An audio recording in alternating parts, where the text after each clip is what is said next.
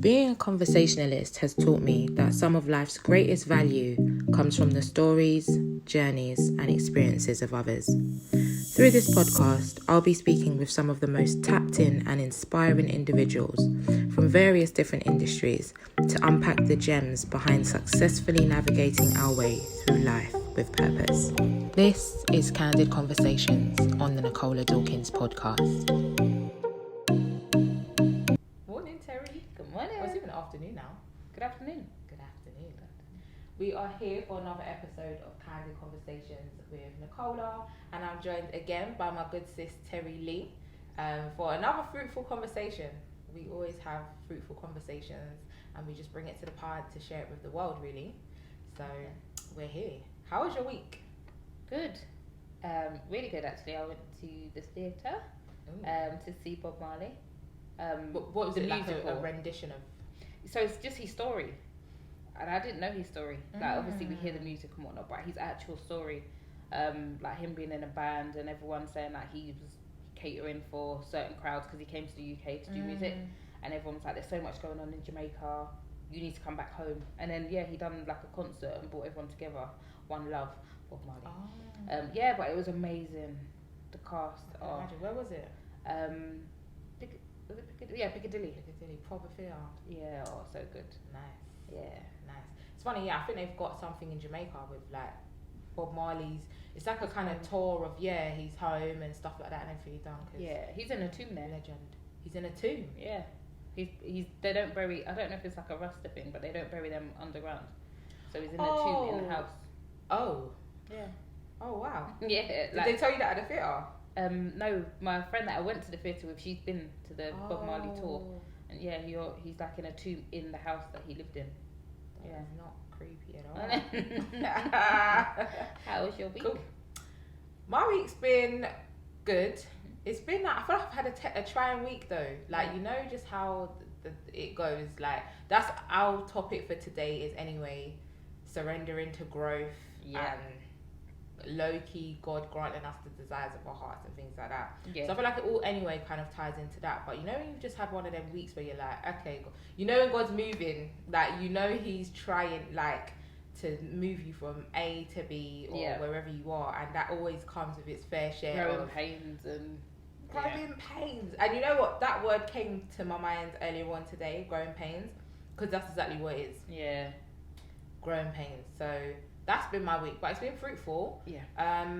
What else did I do this week? What did I do that was fun? Something positive. Why am I drawing a blank? Oh, I finished my clean eating. I was literally just thinking that's a big thing. I got 4 weeks straight, and I never folded once. That's amazing. No salt-based products, no sugar-based products. No red meat, apart from that one time, which was an accident in the very beginning. No white carbs, no alcohol. Wow. And I was solid. I'm actually proud that I did that. Like, the discipline. I was disciplined, genuinely. And I lost weight, but I feel like it's more to lose fat, not necessarily lose weight. And I definitely have noticed the difference in my... I'll show you when we finish my... This is why they say don't... obviously, you're going to look at the scale, but sometimes they say don't look at the scale. Because of the amount... If you're going to lose fat... And if you're you're gaining muscle, it basically evens itself out. Which is a fact. So you'll feel different. You might look different, but your scale might be still telling you something else. But I definitely saw the difference. So happy. I see the difference. Do you? I take it. But today's topic is surrendering to growth. Yes. What it looks like, what it entails, growing pains. And all the stuff that's surrounded really, and not even just growth within ourselves as people, but I guess it's more so tying into spiritual growth, right? Because that's where the real test lies, is spiritual growth. So I think we're gonna get into this one nicely because we got some things. There's a lot. It's like what you said. There's loads of different avenues, but the spiritual one, that one's real. I think just for anybody, and we probably did say it in the last one, but for anybody who is even starting this journey, I feel like that's the bit that scares them, because it gets real. And I feel like there's nobody can lie. If you ask anybody who is on a spiritual journey, nobody's gonna lie. It's real. because it's like what you said before. It's when you don't know something, it's fine. Subconsciously, when you know, you can't, like, you physically, your conscience, everything about you cannot move how you moved before. And that's the bit that people are scared of, because people are scared of change. Facts. I watched it was a podcast called, but it's called Social Proof Podcast. I can't remember the guy's name. It might be David, it might not, but he's called Sleep is for Suckers or something on Instagram. Yeah. And he's got a really good podcast, and he had some really good conversations, and one of the episodes was B. Simone. And she was on there. I loved that episode. Like, it was so relatable. Yeah. And part of that episode, she was talking about kind of changing. So I can't remember specifically what he asked her, but she basically said 2020, when everything was going well, and she thought, yeah, she's finally found herself. It was basically the worst part of her life, because she started to change. And she was like, when she started to change, it kind of scared her. Yeah. And she basically maybe just fell on a bit of a slide, because, and that for me resonated differently, because I feel like the closer that you get to God,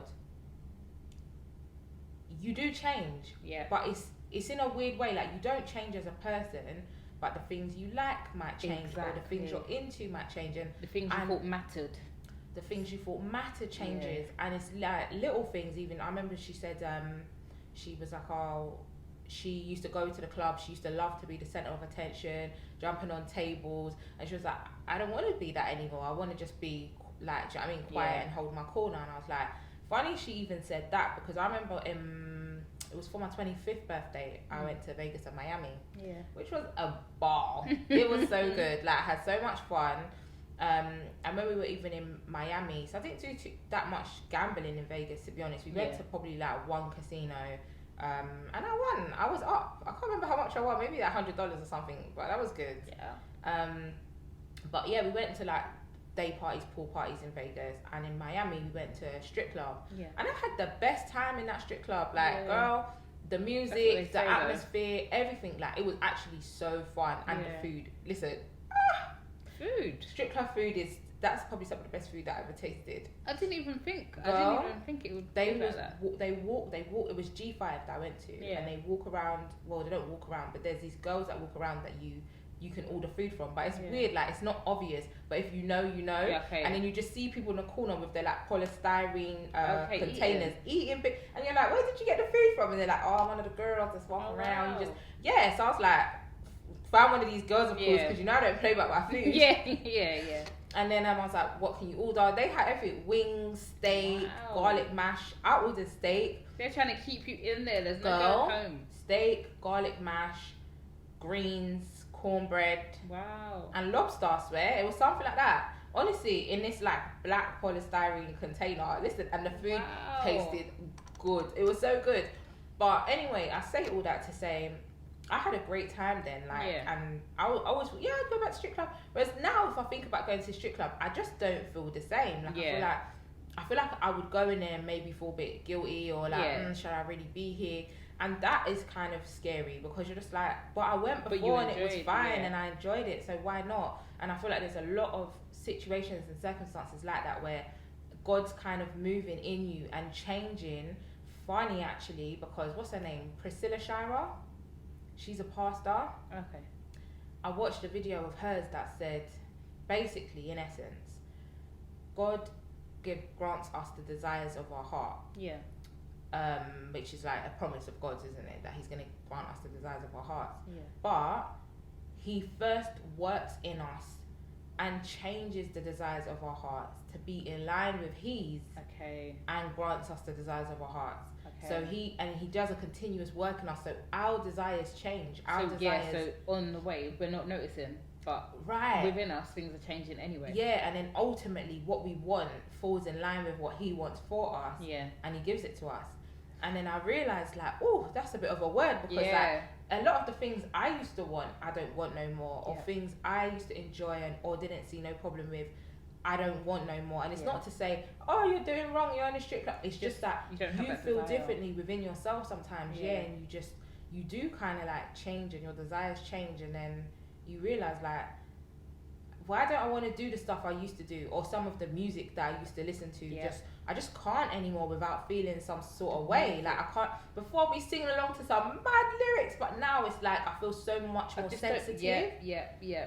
And I'm like, it's scary though, because you're like, wait, but no, I liked who I was. Yeah, but you know what it is? I'm so glad that you're saying it, because even as you're talking, certain things that have changed within me, I still didn't even realise until you're talking now. Oh God, I see you. Like, even when you're talking about the music, I'm like, I see you. Because it's like what you said, if you know me, I love music. I love specific types of music.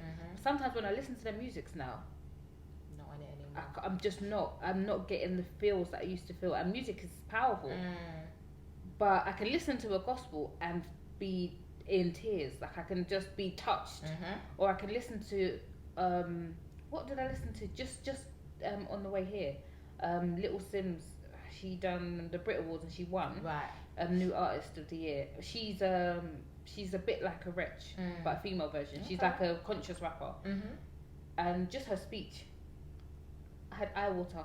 Just her speech, because I could feel it's different. Yeah, I could feel the graft to get there.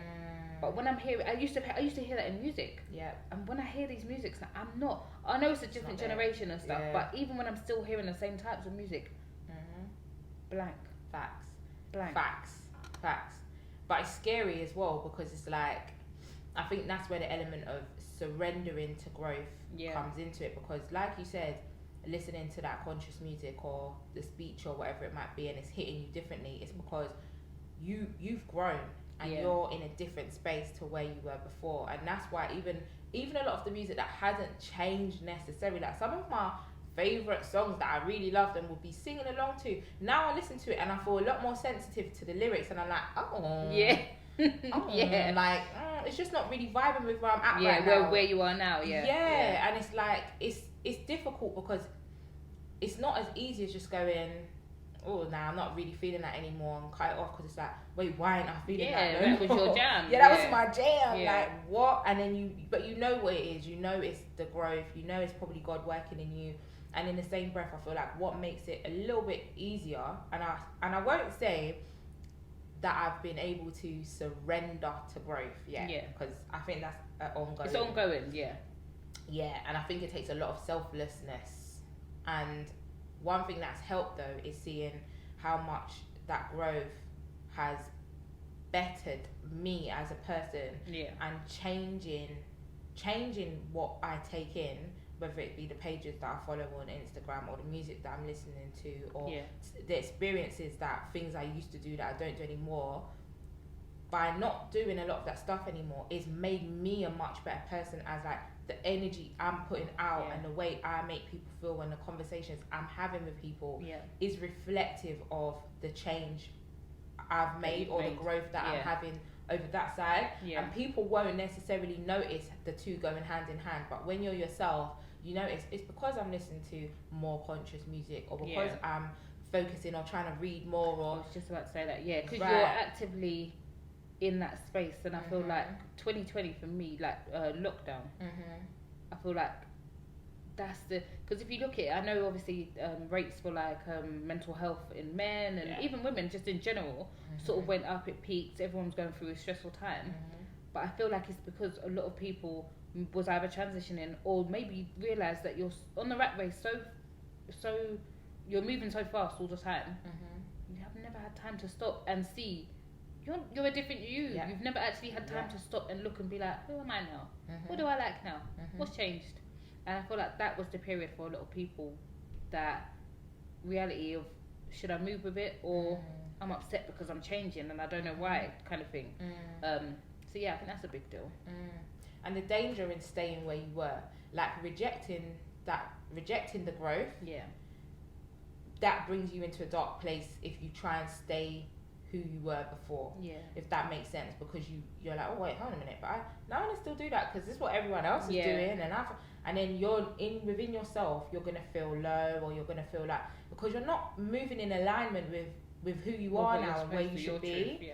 And I think it's like it's easy to fall in that trap of thinking like, nah, I don't want to change, I don't want to be over here whilst everyone else is over there. But the power is standing over there by yourself and being like, right, well, not necessarily by yourself, but you might find it, do you know what I mean? Because you'll then have a different circle. Because you attract different people, you attract who you are and what you are and your energy and things like that. But you can't get to the next level, or God can't even do what he really wants to do in your life. Funny, another thing, Sarah Jakes Robert. Why do I say funny? Do you notice I say that a lot? I'm like, it's funny actually. Oh, that's funny. Oh, it's kind of funny how. Do you know what? As you're saying it, I'm like, yeah. I tell you right, it's not even funny. No, I know what you mean. Because we're not laughing, but we are. But yeah. No, but I was just saying, basically, I watched a Sarah Jakes Robert clip as well that I put out a while back on the Purpose platform. And she was talking about something similar, surrendering to growth. And she was like, you need to let go of the lesser version of yourself because you're holding yourself back from what God has in store for who he's molding you to become, basically. And like, we sometimes hold on to old things or an older version of ourselves because it's familiar, or we know that person, or we like that person, but that's just who we were then. And that person was who we needed to be to get us to where we are now. But then it's like going, all right, I'm gonna leave you there, or I'm gonna leave that part of me there, or those experiences there, to accept what is over here. And I think it's once you get to that place of acceptance, more things will begin to unfold. But it's so hard because, like you said, I might like who I am here. I might be what my version of successful is here. But you know, that's key. Do you know why? Because you said I might be what my version of success is. But we're not supposed us. to be. It's what is God's version of success for us. And the thing that I find that's funny is, again, I said funny, and it's, now I shouldn't have brought it up because I'm gonna. No, you'll realise every time I say it. But what's funny is we don't ever come to this point without realizing. So say you said, I like this person who I was. This is what my version of success is. You are gonna know within yourself. Even though you think that's your version of success, you're being pulled somewhere else. You're never oblivious to it, otherwise you wouldn't be having that tug of war within yourself. So we always know when God's trying to pull us over here, but we're staying over here. If you wholeheartedly feel like this is your version of success and you're happy where you are, you're not even probably going to feel that tug of war within you. It only happens when you're conscious of it. Otherwise you would have felt it from ages ago. So I feel like God knows when he's calling us, he's kind of positioning us in a certain way. And I can't remember if I told you this, but I remember when was this, in 2019 maybe? I remember just feeling like God was calling me closer to him, if you know what I mean. Or like he knew I always knew him, always believed in him. It's time to step it up a notch. I need a bit more from you. And I remember thinking, nah, I know what this means, Lord. I'm not trying to be, because it's like getting a promotion at work. The more you know and the closer you get, it's the more responsibility you have, and little things that you were able to get away with before, or little things that you just was living obliviously. It's like now you're promoted now, but the pay, you get a pay rise as well. The reward is greater. But it's like, I knew it, and I was like, nah,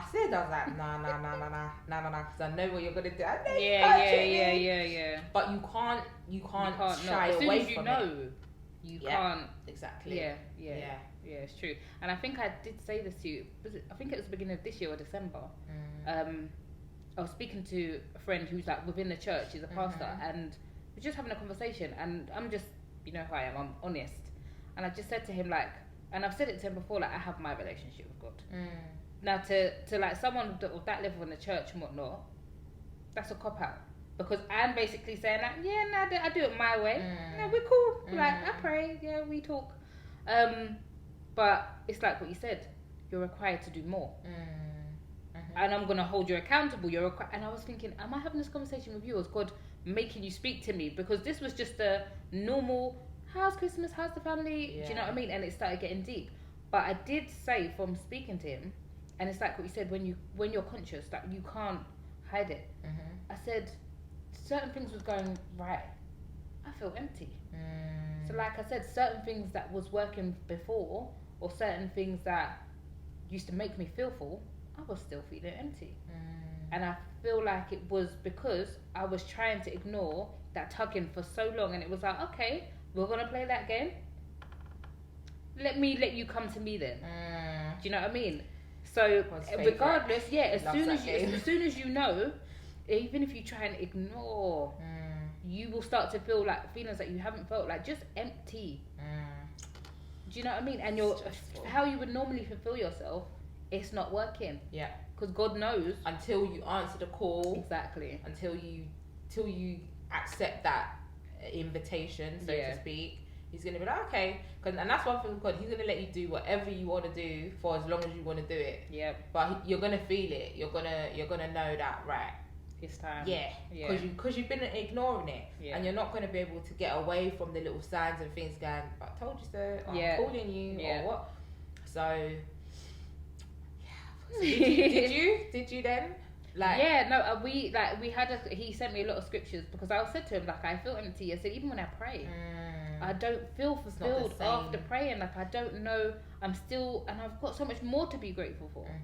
And I'm telling God, but after the prayer, I'm just a bit like, And I was like, what's going on? Do I need to read the scriptures? So he sent me some, and just from like having conversations and stuff, it's like, it's literally that. Step into the calling that he's telling you to do and answer and also praise, because that's one thing I can always feel fulfilled in, praising him. So and do you know what's funny that funny that you say that, right?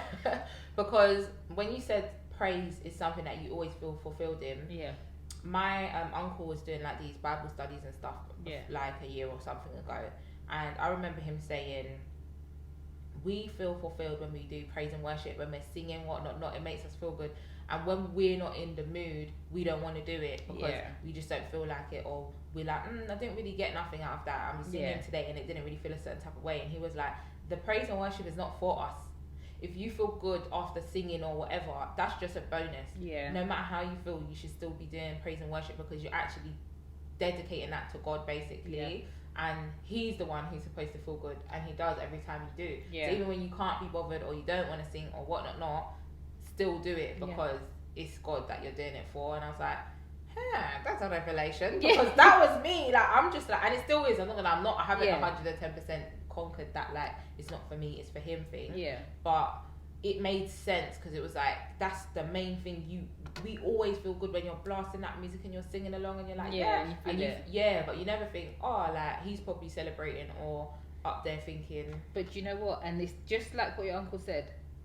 This hit me when I went secondary school, when I first started getting into like church or just like having a relationship with God. Someone said to me exactly that, but in a way of, obviously they kind of dumbed it down. I was young, and they said, you do your praise and worship and like you celebrate. They said every time you celebrate and praise the Lord, they're up there dancing and singing and they're so happy because you done that. And it kind of gave me that kind of like, it's not for me. Anytime I even feel like, and this is why even on a normal day, if I just feel I'm grateful and I just say what I am grateful for, because you don't have to sing, you don't have to dance. You can literally just praise because you're just happy for what you've been blessed with. And every time, like, I get that feeling of, I'm like, it's not for me. He's going to be dancing. Do you know what I mean? So, that's so true. When you have it in your mind like that, it switches it. It's really like an element of selflessness, isn't it? And I think the whole, when you, like, really look at it and dig into, like, the purpose of life, it ultimately is to conquer, in my opinion, the real, like, epitome of selflessness. Because yesterday I was like, I picked up, so you know The Purpose-Driven Life? Did you finish reading that book? No. I didn't. It was good, you know? Was it? Yeah. I could go back because I told you it was deep. Yeah, it was deep. But I did get to the end. Yeah. And, I remember you did say that when you get past some of the deep parts, it does sort of make sense. Exactly. Especially the end was really good, like the last few days, because it's like 41 days or something. But there's a journal version of it. Oh, okay. And I like those types. I opened up the journal yesterday to start it, and it basically, again, it's like 40 days, and it just has little like clips of, or little bits in it that says like, okay, What can I do to remind myself that I'm not living for me, or it's not about me, it's just about what I can do for God and whatnot. And I was like, you have to write it down. And that was a real like brain teaser, because in fact you're meant to do the journal in line with reading the book. Okay. Because you read that book day one and then you fill out the journal day one. Obviously I didn't, but it reminded me that actually day one in the book was something about we're not here for us. Yeah. We're here on assignment. Like life isn't just you're here to have fun and keep going. Yeah. You're here for a purpose, and God has given you an assignment. Even if we don't know what the purpose exactly is. Yeah. Eventually you will. And actually you might not even find out whilst you're here. Like you might only find out at the very end of the day, and he's like, well done daughter, well done son, like this is what you were here for. And only maybe the work you were doing when you were here, you didn't get recognition for it, but when you passed away, like look at someone like Nipsey Hussle. He was doing so much amazing stuff. Like he's one of my greatest inspirations, genuinely. And it's funny because I see purpose in his passing. Because all of the stuff he stood for, all of the amazing messages he put out there, everything he done was magnified tenfold in his passing. And it doesn't and you have to matter think how why many as years. well. Like it's literally that, in a sense of he was a rapper. He done a lot of stuff, but like you said, it wasn't unknown, but the way that like wildfire. it got once he had passed, the way you got to see everything he was working for, and even to now, it's like it would have never no one would have known like that. That largely had he not have gone like that. And then I feel like that was one of the main things that awakened me to there being a purpose for life. Or how life can be cruel in a way, but how there's a greater purpose behind it. That was literally like an eye opener for me. Like, wow, I really saw the purpose behind that pain, if you know what I mean, or that, do you know what I mean, a very unfortunate circumstance. But I realised, look how powerful he could have never been that powerful whilst here. If you worked for 50 more years, you would have never been able to touch the amount of lives you did, and still currently are, with everything. Like when you sit and you watch a Nipsey interview or whatever it might be, it's just it's inerasable. And I think that made me realise, like, wow, there was a lot to it. And just there being a purpose behind things. Exactly. That. It can give you comfort as well, I exactly guess. But just back to the journal that day one of the how can I remind myself that I'm not here living for me, I'm here living for God, basically, or to do his work. And when like those lines were just on the journal page, and I was thinking, how can I remind myself of that? And I'm like, if I'm completely honest, I'm not ready, like, because the only way you can fully and wholeheartedly say, right, it's not about me, it's about him and what he wants me to do, is to be like 100% selfless. And in doing that, that's forgetting about your own goals, that's forgetting about your ambitions, forgetting about what you want, these holidays you got planned and everything, and understanding that, okay, if I do what God wants me to do, God willing, he'll grant me with the desires of my heart. But I need to put him first. And then that's like, okay, like that's a big deal. A big ask. But it's not a big ask because that's why we're here. But it is naturally, as a human, you're gonna be like, ooh, that's the ultimate surrender. We actually do live of the world, right? And that's what he's trying to, I guess, get us out of. But that's hard. Very hard. Because we live of the world. Like this is what they say, we're born into sin.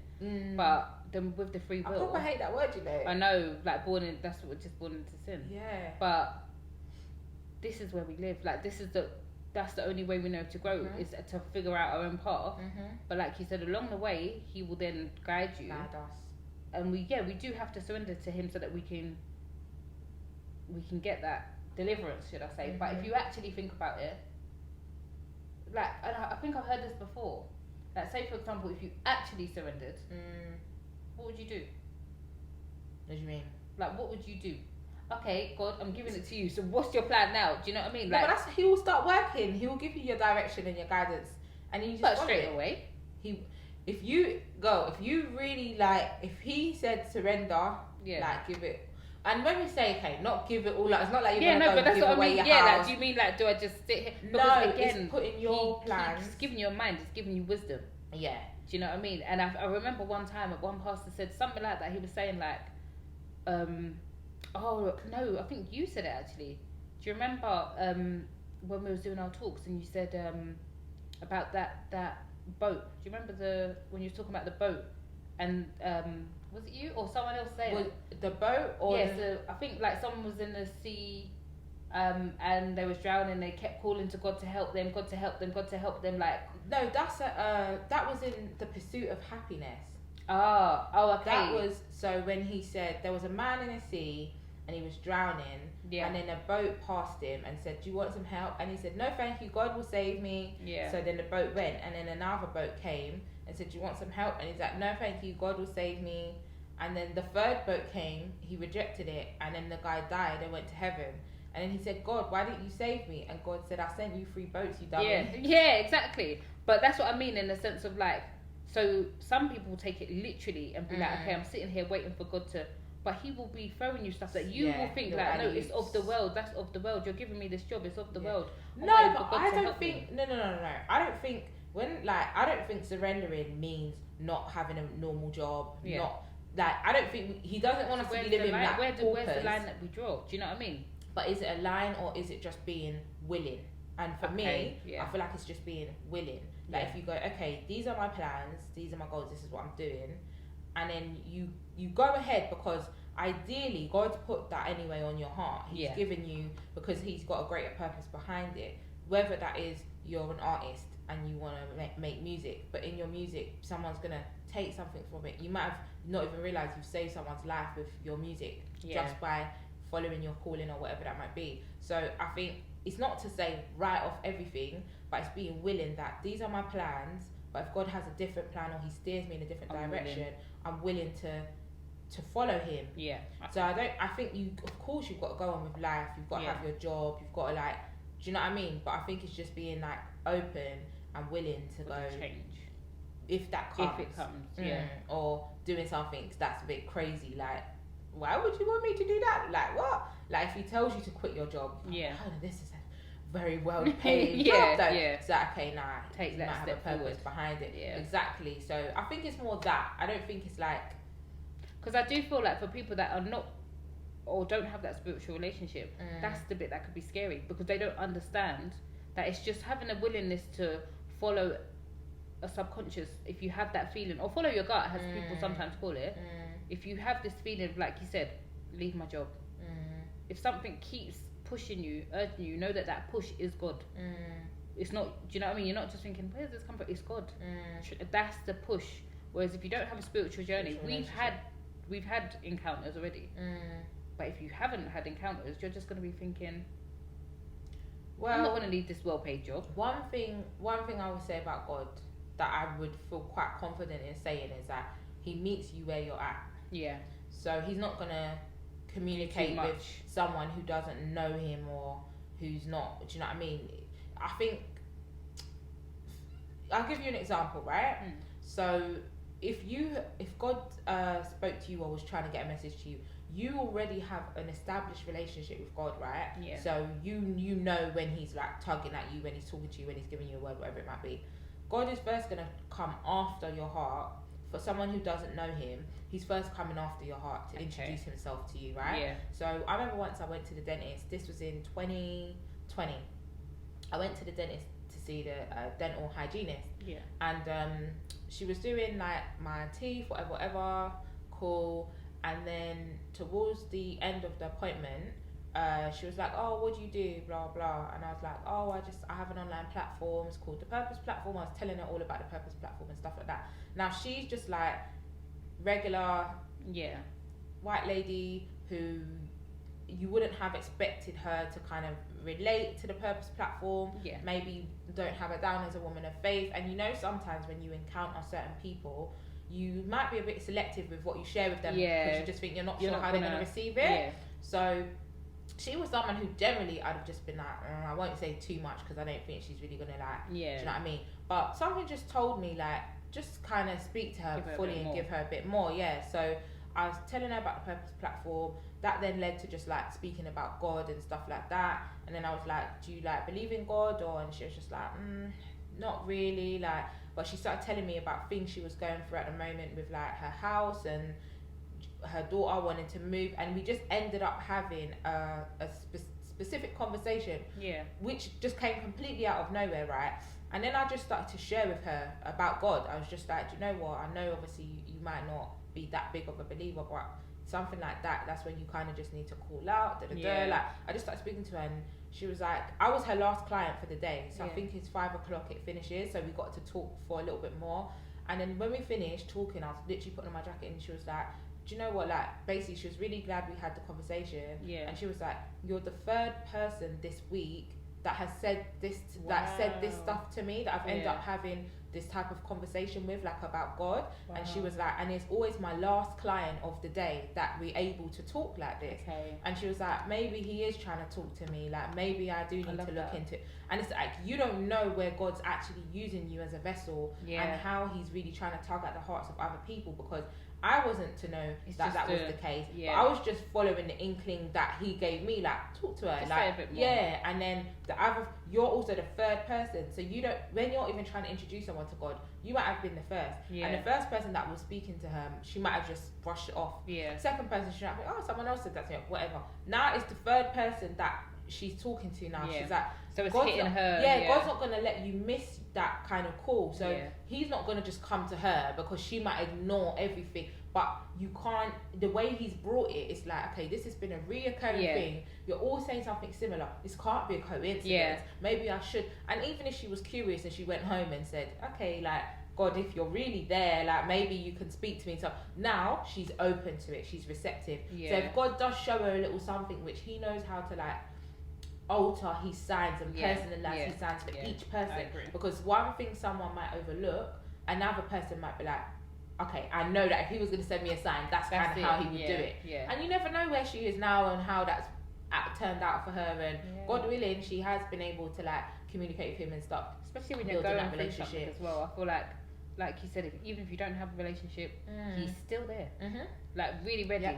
So it's not, and you know that some people are like, oh, I don't want to go now because it's like, oh, because I just need something. And it's like, no, you can still go, because he's still there, just waiting. That's amazing.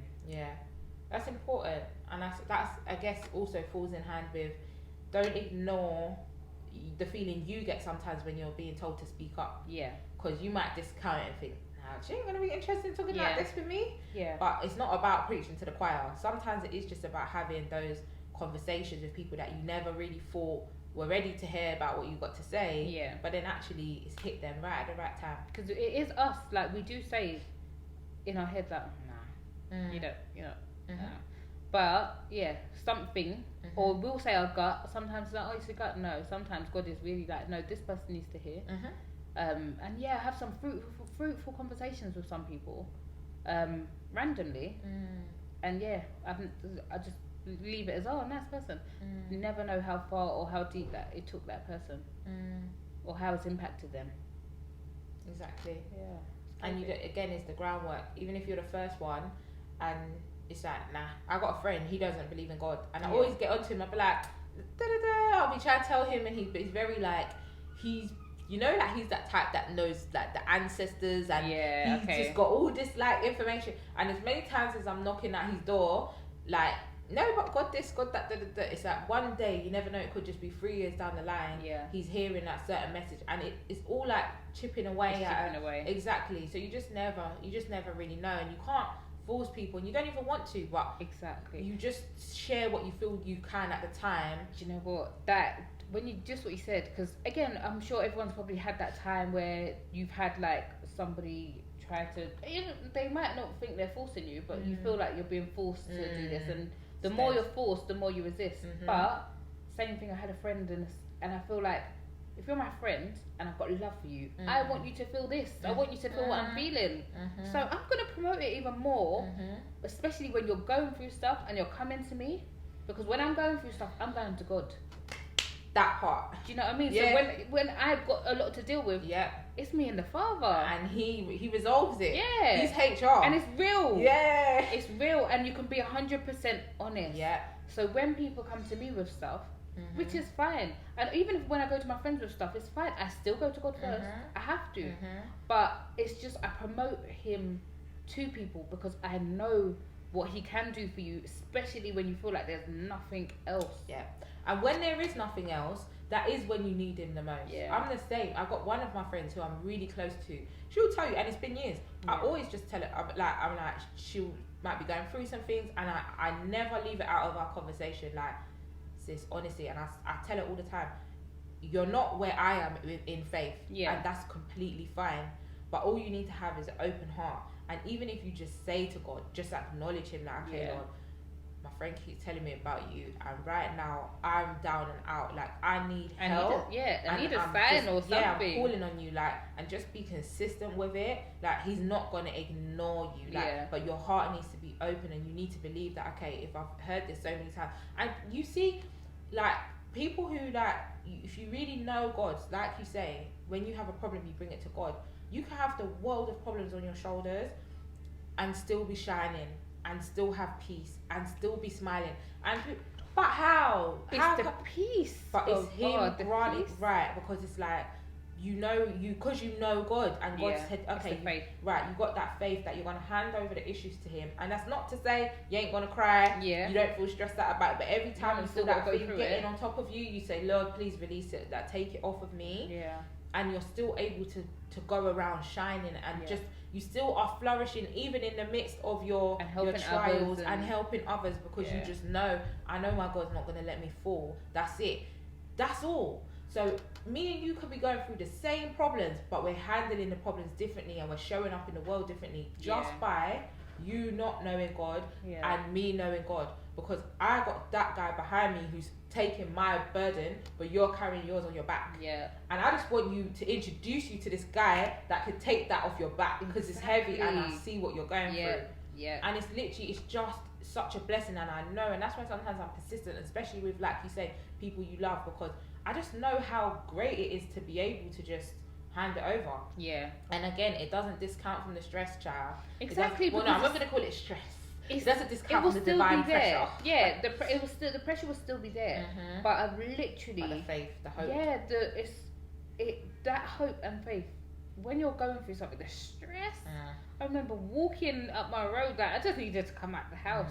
And I remember the only thing I could do was pray. And by the time I walked up and come back on the walk back to my house, I felt so light. Just for me releasing. I didn't get no sign at that point. I just released. But I think it's the faith that gave me the peace. You know where you sent it. That's right. The peace, that the heaviness of holding something, and the peace of the situation didn't go away. It's just, I just know that somehow this is going to work out. And then when you look at the track record, he's not failed. That's one of the main things I'm always like, is that, okay, sometimes things are looking a bit rocky. And you're like, ooh, like this one? It's looking like my tire's going to bust over here because that roadblock looks like a big thing. But then if you just look in the rearview mirror, you go, rah, every roadblock I've had today, God sorted it out though. As crazy as so it why seems, would you not want to? As much as you thought this one's too much for me, but it never has been. Like, you realise that, okay, and you almost take it for granted.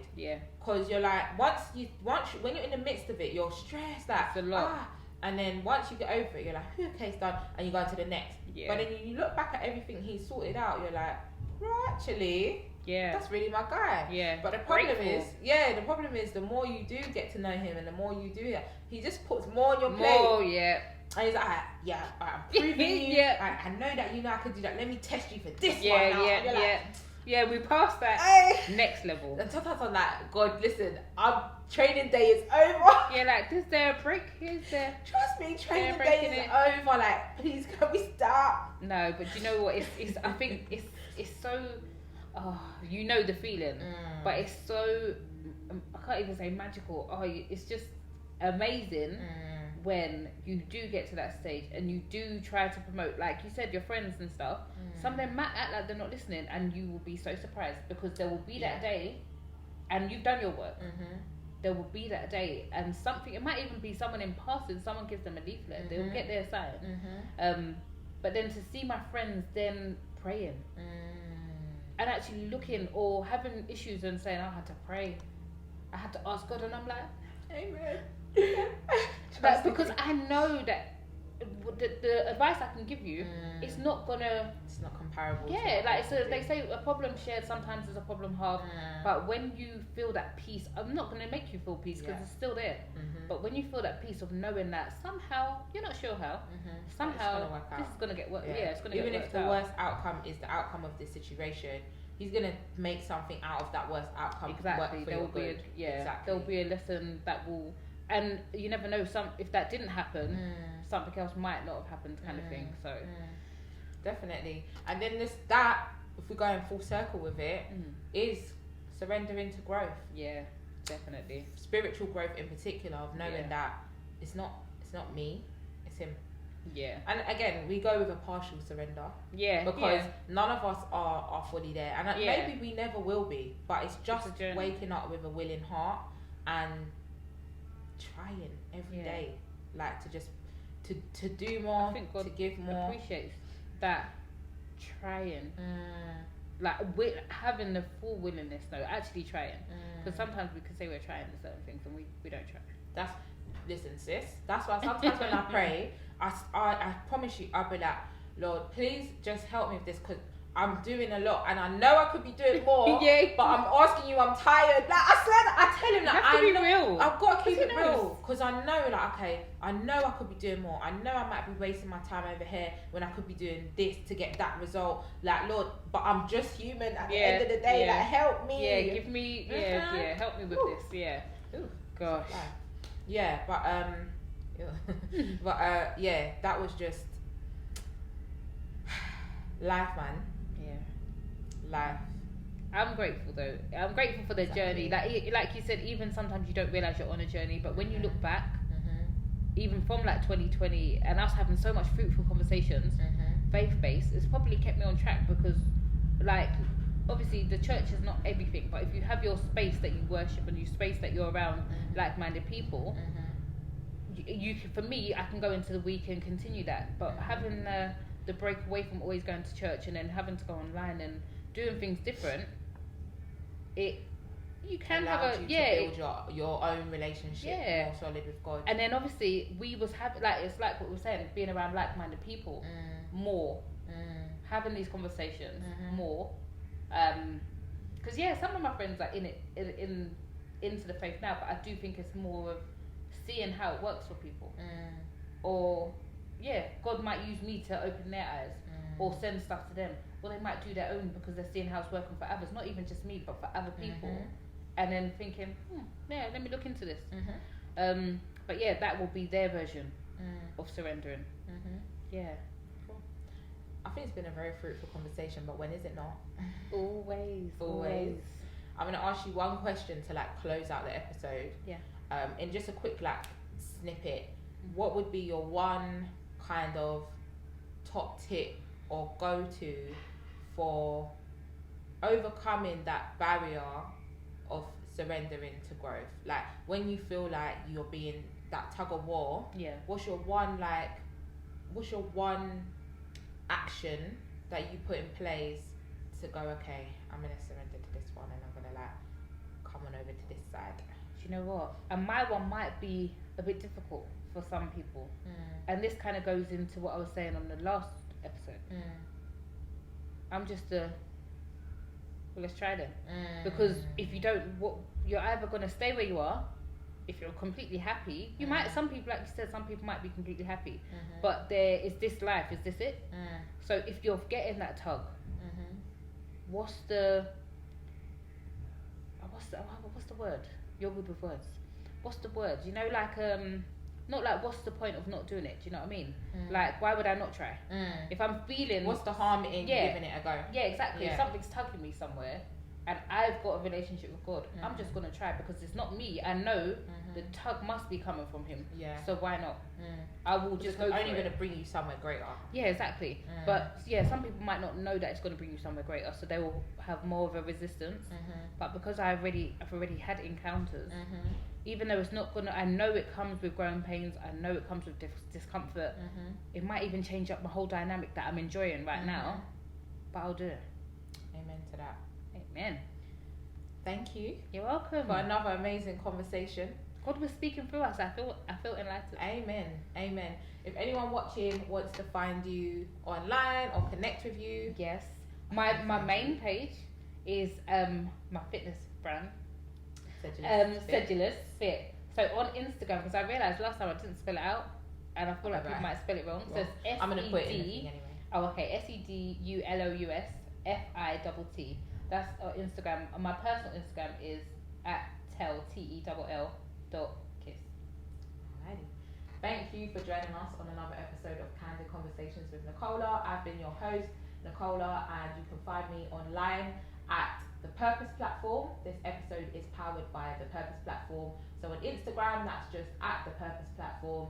And then my Instagram, if you want to find me directly, is Nicola KBD. That's NICOLA KBD. We'll see you next time.